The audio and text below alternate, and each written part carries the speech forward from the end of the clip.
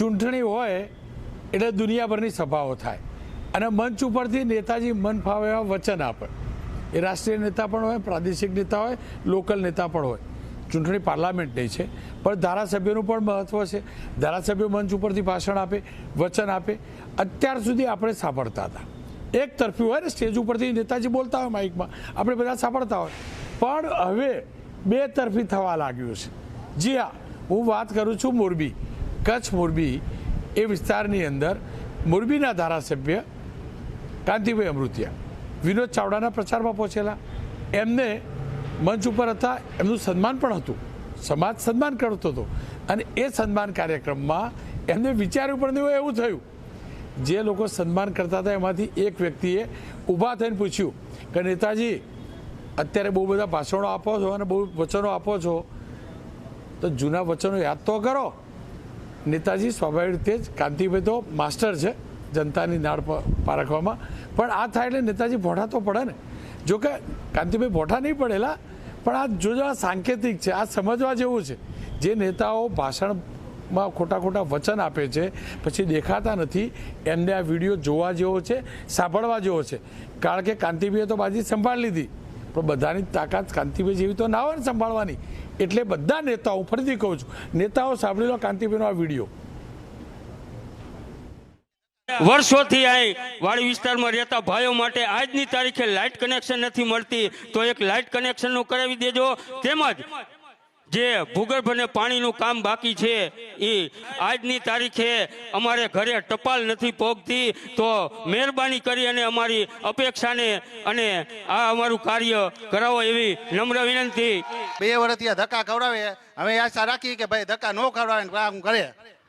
આ વસંત છે ને, આ હે ને, આ વસંત છે ને મારા બાજે બહુ, પણ પ્રશ્ન માટે બાજે.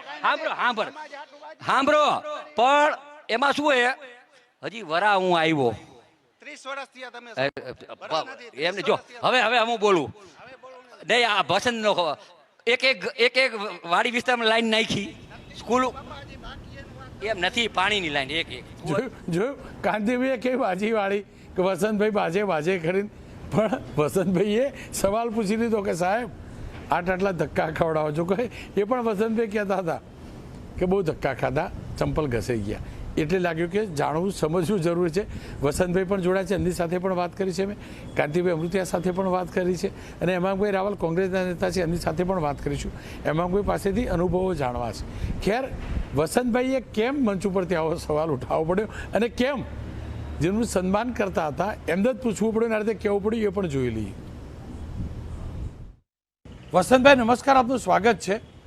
ગઈકાલનો કાંતિભાઈ અમૃતિયા સાથેનો તમારો વિડીયો જોયો મંચ ઉપરનો, તમે કાંતિભાઈને સીધું પૂછી લીધું ધક્કા ખવડાવવા મુદ્દે. મુદ્દો શું હતો અને શું કારણ રહ્યું કે સમાજની વચ્ચે મંચ ઉપર જ આ પ્રકારે તમારે કાંતિભાઈને પૂછવું પડ્યું? કાનાભાઈ 30 વર્ષથી અહીંયા મોરબીમાં રાજ કરે છે, છેલ્લા 5 વર્ષ જ નહોતા. તો 30 વર્ષથી રાજ કરે છે, તો એને તો કોઈ વસ્તુની અજાણ હોય જ નહીં ને, એને બધી વસ્તુની ખબર જ છે. તો આ નાના પ્રશ્નનો હજી સોલ્યુશન કેમ ન આવ્યો? જેમ કે ટપાલમાં તો કોઈ જાતનો ખર્ચો કરવાનો નથી એને, કે કોઈ ગ્રાન્ટની મંજૂરી કરવાની નથી, તો આવડા મોટા એરિયામાં ક્યાંય એક ટપાલની પેટી પણ નથી મૂકેલી. તો આ વસ્તુનું સમજવું જોઈએ છે. લાઇટનો પ્રશ્ન તો એ ગંભીર પ્રશ્ન છે. બીજું મારે એ જાણવું હતું કે આ કાંતિભાઈ તમને વચનો કેવા આપતા હતા, કેવા વચનો આપતા હતા, ધારાસભ્ય થઈને કેવા વચનો આપતા હતા, અને કેવી રીતે તમે વિચાર્યું કે સમાજના લોકો સામે છે, નેતાજી મંચ ઉપર છે, ચૂંટણીનો સમય છે, પૂછી લઉં, શું મોકો જોઈને તમે ચોક્કો મારી લીધો? ના, અમારે કોઈ એવું ગણતરી નહોતી કે કોઈ એવું ઈચ્છા પણ નહોતી કે કાનાભાઈને રાજકીય અહીંયા મંચ ઉપર, ધાર્મિક મંચ ઉપરથી કોઈ પણ વસ્તુની વાત કરીએ. પણ કાનાભાઈએ જે રીતે માઇક લઈને વાત કરી કે ભાઈ રોડ રસ્તાના કામ છે, નાના કામ ચાલુ છે કે ઓલા કામ ચાલુ છે, એટલે મારે કેવું પડે ભાઈ તમે રોડ રસ્તાના એના કામ રહેવા દો, જે બાકી છે કામ એની વસ્તુનું કરો તમે એમ. કારણ કે ટપાલનો પ્રશ્ન અમે 2 વર્ષથી સતત, આજે વખતે બીજી ટર્મમાં કાનાભાઈ ચૂંટાણા તે પછી અમે 2 વર્ષથી સતત એની પાસે ધક્કા ખાતા ચૂંટણી ટાણે એ અમને આવીને અહીંયા કણે મંદિરે આવીને વચન દઈ ગયેલા કે તમારે નાલું બનાવી દઈશ ને ઓલું કરી દઈશ ને આ કરી દઈશ ને અમે બોલાવ્યા નહોતા છતાં પણ આવેલા અને કહી ગયેલા કે ભાઈ આ ધાર્મિક કાર્ય છે એમાં કાંઈ અમારે કહેવું ન પડે એ તો અમારે કરવાનું જોઈએ પણ છતાં પણ પ્રાણ પ્રતિષ્ઠા મહોત્સવ આવતો હતો અમે એની પાસે 10 ધક્કા ખાધા કે ભાઈ અમારે પ્રાણ પ્રતિષ્ઠા મહોત્સવ આવે તમે આનું કાંઈક ધ્યાન દો તો લોલીપોપ જ આવ્યા રાખે કે ચીગમાં જ આપ્યા રાખે કે ભાઈ નગરપાલિકામાં મંજૂર થઈ ગયેલું છે એસ્ટિમેટ બની ગયેલો છે અને છેલ્લે એવો જવાબ આપ્યો કે અમે સચિવાલયમાં મોકલું એ મંજૂર કરવા માટે તો એના હિસાબે અમે એને રજૂઆત કરી કે તમે નાલાનું કીધું હતું કે ભાઈ નાલું કરી દો પણ એનો હજી અમને ધક્કા ખવડાવ્યા રાખા 20 વખત અહીંયા આગળ ધક્કા ખાધા ફોન કરીને વાત કરી તો અલગ આ બે વર્ષમાં એક નાલાના પ્રશ્ન માટે આવી રીતે મંચ ઉપરથી તમે તમામની વચ્ચે નેતાજીને સવાલ પૂછી લીધો, કદાચ કહીએ તો ઉઘાડા પણ પાડી દીધા.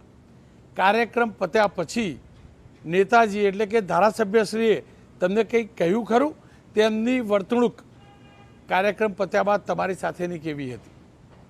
ના તે પછી તો એમ બોલીને કહ્યા કે ભાઈ રાતે હું આવીશ તમારા પ્રશ્ન સાંભળવા પણ કોઈ આવેલું નથી કાંઈ અને કોઈનો ફોન પણ આવેલો નથી. તમારો અનુભવ શું કહે છે? દર ચૂંટણીએ નેતાજી કંઈક ના કંઈક વચન આપતા હશે, એ ધારાસભ્ય વચન આપતા હશે, મંત્રીએ વચન આપતા હશે, સાંસદ પણ વચન આપતા હશે અને પછી બીજી ચૂંટણી આવે ત્યારે નવા વચન આપે છે કે પછી જૂનું કામ કેમ ન થઈ શક્યું તેનું કારણ બતાવે છે? આ વચનો આપવાની નેતાઓની ટેવ ચૂંટણી ટાણે હોય છે કેવી? એ વચન ચૂંટણી આવે ત્યારે જ આવે ને વચન આપી જાય છે. અમારે કોઈ હારે પક્ષ હારે કે કોઈ પાર્ટી હારે કે કોઈ હારે વિરોધ નથી. અમે તો બધા સમાજ ખોબલે ને ખોબલે મત આપ્યા છે પણ આ બધા એનો ગેરઉપયોગ કરે છે. જે મોદી લેવલે કે હિન્દુત્વના લીધે આ બધા મત અમે આ બધા આપી છે અમારા સમાજ અને પણ આ એનો મિસઉપયોગ કરે છે કે ભાઈ હાલો મોદી સાહેબે હિન્દુત્વના મુદ્દા ઉપર આપણે ચૂંટણી જીતી જાય તો કાંઈ કામ કરવાની જરૂર નથી એટલે વચન આપીને વહી જાય છે. નવી ચૂંટણી આવે તો નવો મુદ્દો કરીને ઉભા રહે. આપણે ખોબલે ખોબલે મત આપીએ અને નેતાઓ ખોબલે ખોબલે વચન આપે. વચન ન પડાયેલી શું સ્થિતિથી આપણે જોઈ લીધી. કાંતિભાઈનો વ્યૂ પણ જાણવો જરૂરી હતો, મેં એમની સાથે પણ વાત કરી છે. કાંતિભાઈ નમસ્કાર, આપનું સ્વાગત છે. જો આ સામાન્ય સંજોગોમાં નાગરિક નેતાને સવાલ પૂછે અને પૂછવો જ જોઈએ, પરંતુ તમારી સાથે જે સ્ટેજ ઉપર જોયું એમાં તો એ નાગરિક એ વ્યક્તિ તમને સવાલ પૂછતો હતો એટલું નહોતું, એ સવાલની સાથે તમને ઘેરતા પણ હતા. તેઓ સ્પષ્ટ પણ કહેતા હતા કે ના તમે આ નથી કર્યું, તમે ધક્કા ખવડાવો છો. સામાન્ય સંજોગોમાં થતી ચર્ચા અને રજૂઆત અને ગઈકાલે જે રજૂઆત થઈ અને જે દ્વંદ્વ થયો એને તમે કેવી રીતે મૂલવો છો? ના, મારો સ્વભાવ છે રોનકભાઈ, બીજા રાજકારણમાં અને મારા રાજકારણ મને રોડ ઉપર ઊભા રાખીને કાનાભાઈની ગાડી ઊભી રાખીને કાનાભાઈ આ અમારે તકલીફ છે, કાનાભાઈ ભૂંડળું મરી ગયું, તમે ભૂંડળું ઉપર મોકલો નગરપાલિકાને. મને મારા વિસ્તારના ધારાસભ્ય તરીકે નહીં કાનાભાઈ તરીકે જોવે છે ભાઈ. એટલે રજૂઆત ગમે અને હક છે. હું તો કહું પ્રજાનો પ્રતિનિધિ એવો હોય રોનકભાઈ, ગમે અહીંયા જાય ગમે અહીંયા રજૂઆત કરી શકે ને એ જ સાચો નેતા. ધારાસભ્યશ્રી, હું આપની વાત નથી કરતો કારણ કે હું આપને જાણું છું, પણ અનેક નેતાઓ એવા હોય છે જે ચૂંટણી ટાણે ઠાલા વચનો આપે છે. વચનો આપ્યા પછી ભૂલી પણ જાય છે અને બીજી ચૂંટણી આવે ત્યારે નવા વચનો લઈને નીકળી પડે છે. અને એવા નેતાઓને જો તમારે સાથે જેવી રીતે પૂછવામાં આવ્યું એવી જ રીતે જાહેર કાર્યક્રમમાંથી જેને પણ આમંત્રિત કર્યા હોય એ વ્યક્તિ એ રીતે સવાલ પૂછે તો તેની એ નેતાના માનસ ઉપર શું અસર પડતી હોય છે? શું નેતાને થાય કે ના હવે તો વચન આપ્યું, એક કામ કરવું પડશે, હવે ઠાલા વચન નહીં આપી શકાય? જો રોનકભાઈ, તમને અંગત રીતે કહું કે લાંબો ટાઈમ તમારે રાજકારણમાં રહેવું હોય ને ઇમેજ મેળવી હોય તો પહેલાં ઘરનું ન વિચારો, પ્રજાનું વિચારો ને તો જ તમે રહી શકો. અને પછી એમાં ટાઈમ ન જુઓ, રજૂઆત કરવામાં તમે જરાય કસર ન રાખો અને મંજૂર કરવામાં તમારા હકથી માગો ગાંધીનગર દિલ્હીથી, એ રીતે કરો તો મને એવું લાગે કે પ્રજાને સંતોષ હોય જ છે. અત્યારે માનો કે મારો મોરબી જિલ્લો છે, 4 સીટ આવે છે. હું છાતી ઠોકાડીને કહું કે મોરબી જિલ્લામાં જેટલું મતદાન થાય ને એના 70% ભારતીય જનતા પાર્ટીને 4 સીટમાં મળશે. બોલો એ શું કામ? કે પ્રજાના દિલમાં કામ માટે અમે બંધાયેલા. બીજું કામ સિવાય રક્ષણ પણ કરી. પ્રજાને જરૂર પડે તો એમ થાય, આત્મવિશ્વાસ થાય કે અમે કાનાભાઈના ઘરે જાછીએ ને તો રોતા રોતા આવે ને તો દાંત કાઢ. હેમાંગભાઈ રાવલ મારી સાથે જોડાયા છે. હેમાંગભાઈ, 3-4 કિસ્સા આ ચૂંટણીમાં જોવા મળ્યા. આ પ્રકારે વચન આપ્યું, વચન ન પાડ્યું, લોકો પૂછે છે. તમારો રાજકીય અનુભવ શું કહે છે? શું લોકો હવે બોલતા થયા છે? શું લોકો હવે પૂછતા થયા છે? આ તો મંચ હતો, પણ લોકો પ્રચારમાં પણ જતા છે. તમે લોકો પણ પ્રચારમાં જતા છો. તમારું શાસન નથી, હકીકત છે, પણ લોકો પૂછતા તો હશે ને કે સાહેબ ગઈ વખતે આવું કહી ગયા હતા, હવે શું? રોનકભાઈ, આજે તમે બહુ મહત્ત્વનો મુદ્દો લીધો છે. તમે જે નેતાને બતાવ્યા એ ભાજપના હોય, કદાચ એની જગ્યાએ કોઈ કોંગ્રેસના પણ હોઈ શકે છે. આપણે નેતા ઉપર ચર્ચા એટલા માટે કરીએ છીએ કે એક મુદ્દો આવ્યો છે અને એક વિષય બન્યો છે. વર્ષો પહેલાં જ્યારે આ દેશને આઝાદી મળી અને જવાહરલાલ નહેરુ એ સંસદમાં પોતાની ગાડીમાંથી ઉતરતા હતા અને એક વૃદ્ધ મહિલાએ જવાહરલાલ નહેરુનો કાઠલો પકડીને એમને તું કારે, કારણ કે એ વખતે એમના પ્રત્યે પ્રેમ હતો, એમને તું કારે કીધું કે તું તો કહેતો હતો ને કે આઝાદી મળી જશે, આઝાદી મળી જશે, હવે મળી ગઈ તો મને શું ફાયદો થયો? વડાપ્રધાનને કાઠલો પકડવાની હિંમત એ આપણી આ લોકશાહીની અંદર આપણી ભારતની જ પ્રજા કરી શકે. અને એ વડાપ્રધાને નહેરુજી એ વખતે જવાબ આપ્યો હતો કે માં, આ લોકશાહી આવી અને આઝાદી મળી તો તમે આજે દેશના સર્વોચ્ચ પદે બેઠેલા વ્યક્તિનો કાઠલો પકડી શકો છો, એ તમને મળ્યું. આવા તો અસંખ્ય કિસ્સાઓ આપણે જોયેલા છે.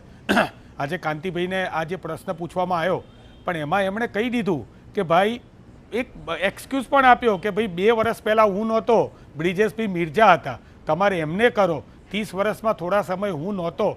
આવા એક્સક્યુઝ હકીકતમાં પ્રજાને ના આપવા જોઈએ, કારણ કે પ્રજાને અત્યારે આવા તો અસંખ્ય કિસ્સાઓ જોયેલા છે. ભારતીય જનતા પાર્ટીના કમલમમાં મહિલાની મિટિંગ ચાલતી હતી અને એક મહિલાએ ચોખ્ખું કીધું કે આ ગેસનો ભાવ છે અને મોંઘવારી છે એ અસહ્ય થઈ ગઈ છે. અને તમે પણ આ બતાવ્યું હતું ટીવીમાં. CR પાટીલ સાહેબનું વડોદરાની અંદર કમલમનું ઉદ્ઘાટન હતું અને એ વખતે ત્યાંના નજીકના ગામના સરપંચે આવીને કીધું કે મારી શાળાની અંદર, મારી સ્કૂલની, મારા ગામમાં કોઈ શાળા નથી, તો તમે શાળા બનાવો. પ્રજાલક્ષી કામો માટે હંમેશા કોઈ વ્યક્તિ જ્યારે આપણને એને પ્રશ્ન પૂછતું હોય, હું હમણાં જ 2 દિવસ પહેલાં અંબાજી હતો, તો અંબાજીની અંદર અંબાજીની સફાઈ કર્મી બહેનો છે, લગભગ 100 થી 150 બહેનો. એમણે કીધું કે હમણાં એક કંપનીનો કોન્ટ્રાક્ટ હતો, એ કોન્ટ્રાક્ટ જતો રહ્યો છે, નવી કંપનીને મળ્યો છે, તો અમે 100 થી 150 બહેનો અત્યારે રજડી પડ્યા છે. અમારા ધારાસભ્યએ કીધું કે બેન, જેવી ચૂંટણી પતશે એવું અમે કલેક્ટર સાહેબને રજૂઆત કરીશું. ભારતની અંદર દરેક નાગરિકને પોતાના પ્રશ્નો રજૂ કરવાનો કોઈ પણ જગ્યાએ હક છે. કાયદાની અંદર પણ લખેલું છે. કોઈ જગ્યાએ કાયદામાં એવું નથી લખ્યું કે તમે તમારો હક ના માગી શકો, પણ સામે બદલાની રાજનીતિ ના જવી જોઈએ. આ વસંતભાઈ જે છે તો એમને પછી કામ ધંધા ઉપર કોઈ નુકસાન ના થવું જોઈએ, એમને નોકરી ધંધા ઉપર નુકસાન ના થવું જોઈએ. અત્યારે આના કારણે પ્રજા અને ખાસ કરીને યુવાનો ડરે છે. કારો ઝંડો બતાવવા માટે ખાલી કારા વાવટા બતાવવાની વાત હતી કે કારા વાવટા નહીં બતાવવાના. જો તમે કારા વાવટા બતાવશો તો 144ની કલમ લાગશે.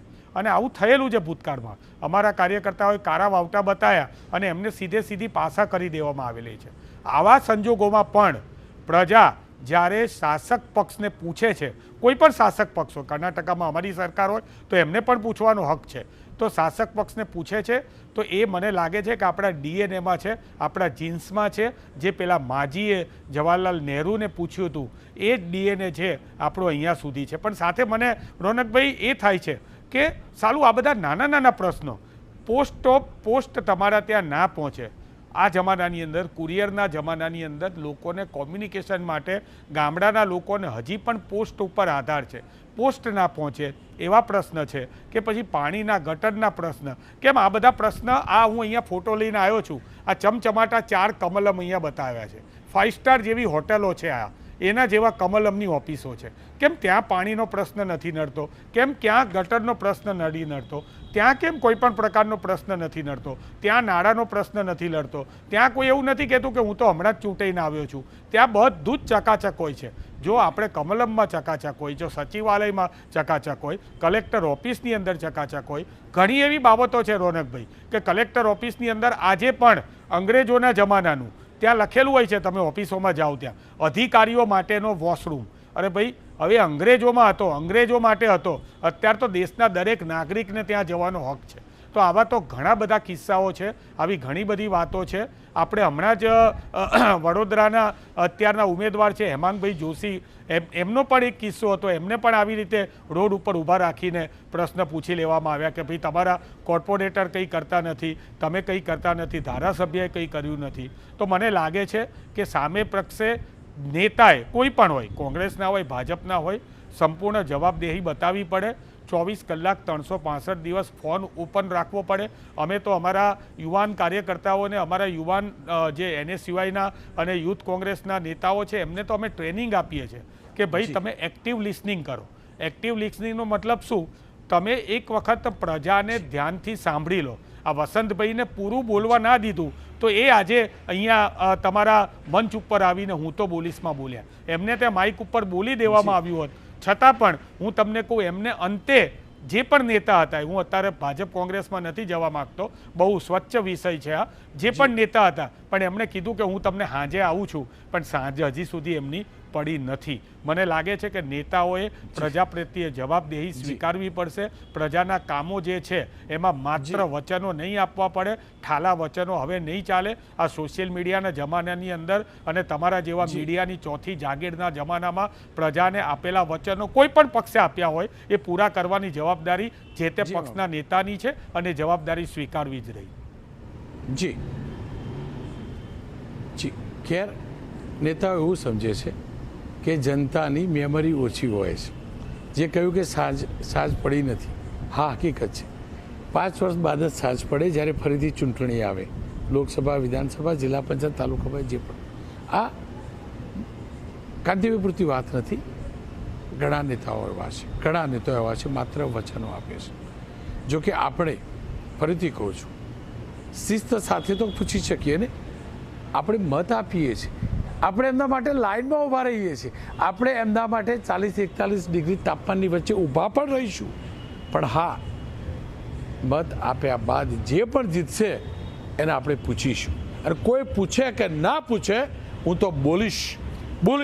બધાનું રેકોર્ડિંગ કરી રાખેલું છે, જેટલા મોટી મોટી વાર્તાઓ કરી છે ને બધાનું, અને બોલીશ, પૂછીશ પણ ખરો, જવાબ પણ લઈશ.